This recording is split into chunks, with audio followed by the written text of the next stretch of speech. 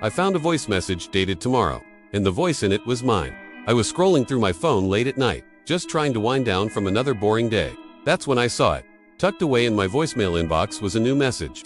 There was no number attached, no contact name, just a single, impossible detail. The timestamp read, tomorrow, 3:17 a.m. My first thought was that it had to be a glitch, a weird bug in the system. I almost just swiped to delete it, to get rid of the weird little anomaly and go to sleep.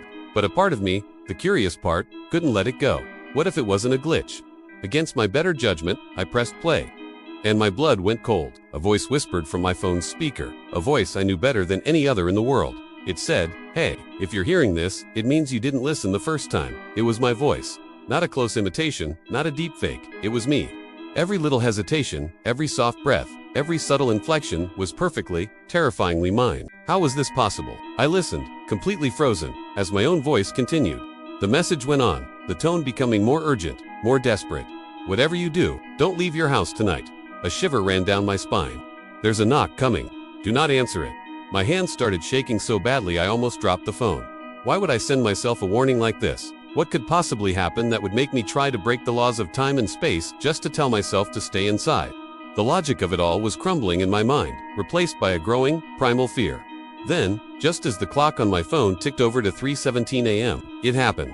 Knock knock. A loud sharp rap on my front door that echoed through the silent house. My heart completely stopped. It felt like it was trying to hammer its way out of my chest. I glanced back at my phone, still clutched in my trembling hand. The voicemail wasn't finished yet. Through the speaker, my own voice whispered a final chilling sentence. I didn't listen, and that's why I'm gone. My first instinct was to check the smart doorbell camera. I pulled up the feed on my phone, my thumb hovering over the screen. I expected to see a prankster, a delivery person at the wrong address, anyone, but there was no one there. Just the empty, dark porch, bathed in the faint glow of the streetlights. The connection was stable, the lens was clean. Nothing. Then the screen flickered. It glitched for just a fraction of a second, but in that one single, distorted frame, I saw myself, standing outside my own front door, staring back at the camera.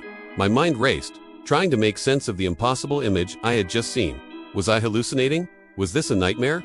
I looked back at the voicemail, searching for an answer, for anything, and that's when I heard the final sentence of the recording. A sentence that drained all the warmth from my body. My voice, hollow and resigned, said, "You're not the first version of you, and you won't be the last." The words hung in the air, a terrifying revelation that fractured my entire reality. With a shaking finger, I deleted the message. I had to.